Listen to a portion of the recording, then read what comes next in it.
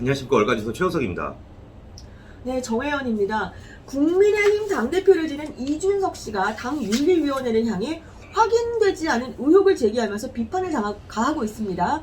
그러면서 당 윤리위, 특히 이양희 위원장이 윤석열 대통령의 측근들과 손잡고 아무 잘못 없는 자신에게 보복을 가하고 있다라고 말하고 있습니다. 이것에 대해서 사실인지 팩트 체크를 또 한번 해보겠습니다. 자, 이준석 씨가 경찰 조사 관련 의혹을 제기했죠. 네, 맞습니다. 그러니까 이준석 씨가 이제 9월 17일이죠. 9월 17일 성적대 의혹과 관련 경찰 조사를 받았습니다.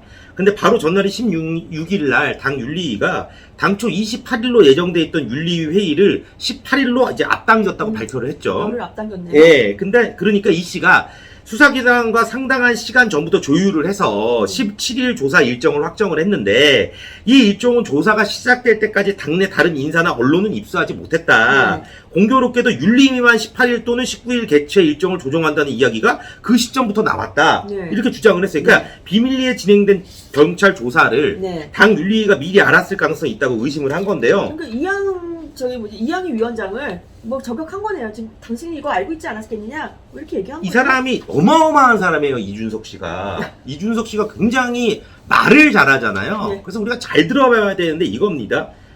수사기관과 상당한 시간 전부터 조율해서 17일 오전 조사 일정을 확정했는데, 이 일정은 조사가 시작될 때까지 당내 다른 인사나 언론은 입수하지 못했어요. 네, 여기는 어떻게 입수합니까? 그러게요. 그쵸? 그렇죠. 다른 인사도 언론도 이게 그럼 자기네들만 알고 있었는데 자기네들 쪽에서 빠져나왔을 수도 있잖아요. 그렇죠. 이게 대단한 사람이에요, 이준석 씨는. 그렇죠. 그렇죠? 언론은 입수하지 못했다. 언론이 입수하지 못했는데 어떻게 합니까? 언론은 다 물어봤어요? 그러게요. 언론사 꽤 많은데. 대단한, 그러니까 이준석 씨 말을 정말 잘 들어봐야 돼요. 박희석 기자가 이렇게 꼬치꼬치 잘 이렇게 하던데, 저는 박희석이만큼 꼼꼼하진 못합니다. 근데 저 같은 애들도 이렇게 딱 봤을 때, 이 사람은 무슨 얘기를 하는 거지?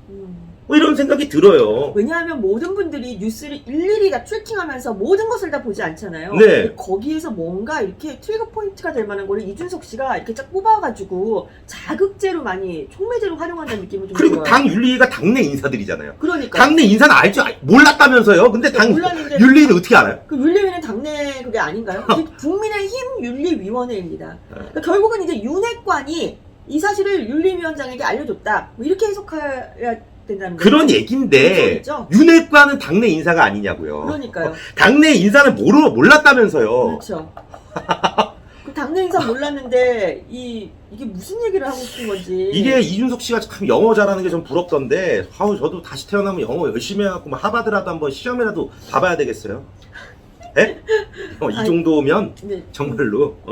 자, 그런데 지금 요즘 이양희 위원장 뉴스에도 자주 등장하시죠. 그런데 지금 이게 당 윤리위원회와 이양희 위원장이 이준석 씨를 제명하겠다, 두 가지 방안 중에 하나라는 거 아니에요? 이제 방안이 이제 제명, 이게 징계를 내리는데 과연 보복입니까?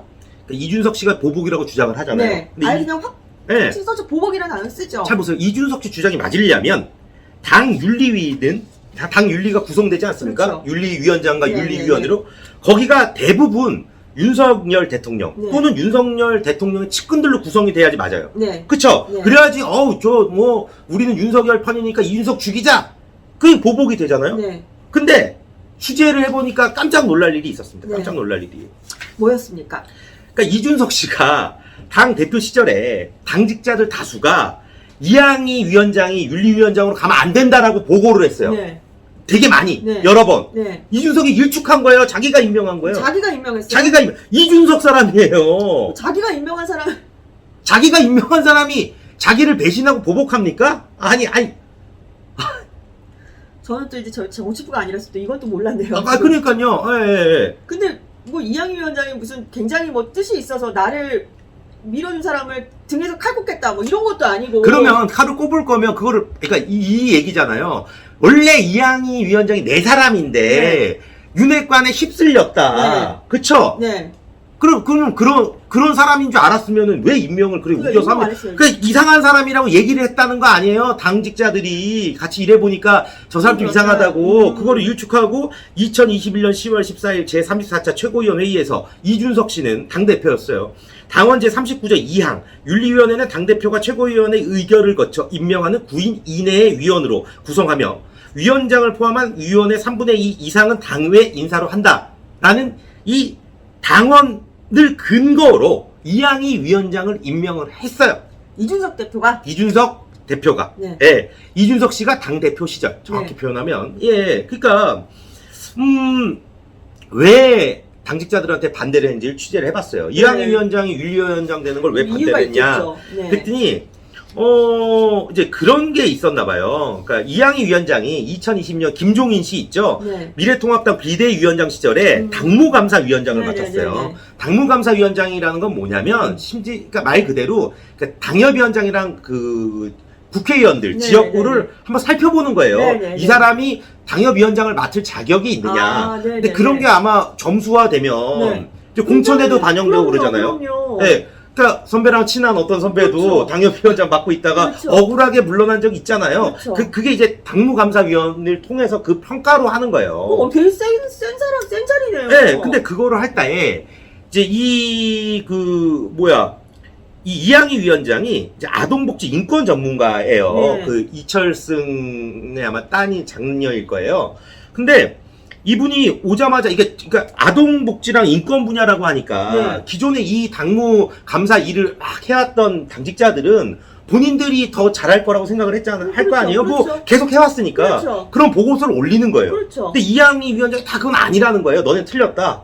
내가 맞다. 내가 맞다. 아동과 그 인권인 내가 네. 보는 그 당협위원 그 평가가 맞다. 네, 내가 보는 게 맞다. 그러니까 당직이가 이 과정에서 오랜 기간 축적되어 온 당의 당무감사 시스템을 무시하는 듯한 이제 언행을 한 모양이죠. 그럼 당직자들은 당직자 나름대로 당연하죠. 자존심이 상했을 거 아니에요. 당연하죠. 본인들이 잘하는 줄 알았는데. 그렇죠. 예? 그러니까 그리고 이 이양희 위원장이 당시 당무감사위원회 네. 문제가 있는 사람을 임명을 해서 더 문제가 그건 컸대요. 좀 문제가 근데 이 문제가 있는 분이 언론에도 나왔어요. 그 네. 문제로. 네. 예. 문제가 어떤, 있죠. 딱 이 당무감사에 관련된 문제가 아니라 네. 다른 문제가 있는 거예요. 그러니까, 이렇게 마찰이 심했죠. 그렇죠. 마찰이 심했는데, 당시에는 이양희 위원장이 손을 들어줬어요. 네. 당직자들을 눌렀단 말이에요. 네네네. 김종인 위원장이. 네네네. 그렇죠. 자기가 임명했으니까. 그렇죠. 이 사람도 뭐, 별명이 짜른가 차른가가 자기 맘대로 한다는 네. 사람 아니에요. 네네네네. 그러니까, 이게 마찰이 심했는데 물론 이양희 위원장 입장에서는 본인이 이제 정치권이랑 거리를 둔 사람이잖아요. 네, 그렇죠. 그러니까 자기는 객관적으로 평가한 그렇죠. 자기는 객관적이고 자기가 하는 게 정답에 가까웠다고 볼 수 있어요. 그렇게 생각할 수 있고. 네, 그 틀렸다고 할 수는 없는데 네. 어찌됐든 그런 마찰이 있고 네. 저 사람 너무 독단적이다라고 생각을 해서 네. 윤리위원장 임명을 막았다는 거예요. 네. 당직자들이 이준석 씨한테 가서 네. 안 됩니다. 네. 이거 안 듣고 그렇죠. 우리 이양희 위원장 맡아야 됩니다. 이런 거 아니에요? 그렇죠. 그러니까 이제 종합하자면 그 이양희 위원장이 뭐 옳았다 틀렸다 뭐 이런 게 아니고 팩트는 이양희 위원장이 이제 그 당무 감사위원장을 하던 시절에 당직자들과 트러블은 있었다. 네, 트러블 있었다. 그래서 그 이후로 나중에 2021년에 윤리위원장 임명을 반대하니까 이준석 당시 대표가 이양희 윤리위원장 밀어붙였고 성사가 됐다. 네, 성사가 됐다. 그게 팩트네요. 네, 맞습니다. 그러니까 이렇게 종합해 보면 이준석 씨는 윤리가 자신을 성삼락 의혹에서 자신 때문에 촉발한 문제잖아요. 이 문제, 그러니까 이 뭐 윤석열 대통령의 문자도 결국에는 자기의 성상납 의혹에서부터 촉발된 거잖아요. 성상납 의혹이 없었는데 그럼 그런 문자가 나옵니까? 그게 없었으면 이런 일이 나오지도 않았어요. 윤석열 대통령 입장에서는 성상납 의혹이 있고 당의 지지율을 떨어뜨리는 당 대표가 뭐 허구한 날 문제를 일으키니까 내부 총질이란 얘기를 한 거 아니에요. 그렇죠. 그러니까 결국에 자기가 문제의 시작은 자기예요. 첫 단추는 자기가 그렇죠. 했단 말이에요. 근데 왜 모든 게 문자로부터 시작된 겁니까? 모든 건 자기가 성상납 의혹을 뒤집어 쓴 것부터 시작이지. 그렇죠. 그렇잖아요. 그렇죠. 물론 뭐 과거의 일이긴 하지만 그러니까 그런 일이 없었으면 그러니까 없었으면 해명을 이런 잘하면 거는- 되지 왜 누굴 내려보내서 7억 원짜리 약정서를 씁니까? 선배 생각해 보세요.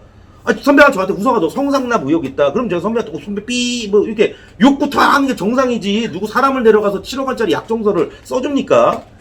누가 봐도 이렇게 뭐 비상식적으로 정말 그 이준석 전 대표 때문에 요즘 그 국민의힘 쪽에서 나오는 그런 단어들은 정말 이게 제 단어들을 읊어보겠습니다. 요즘 국민의힘 근처에서 나오는 단어들이 가처분, 제명, 체리따봉, 양두구육, 신군부, 유엔제소, 정말 이런 단어들이 진짜 정말 이런 단어들이 그렇잖아도 갈 길 먼 그 국민의힘에 지금 발목을 잡고 정말 치졸한 분란을 일으키고 있는 것이 아닌가 싶습니다.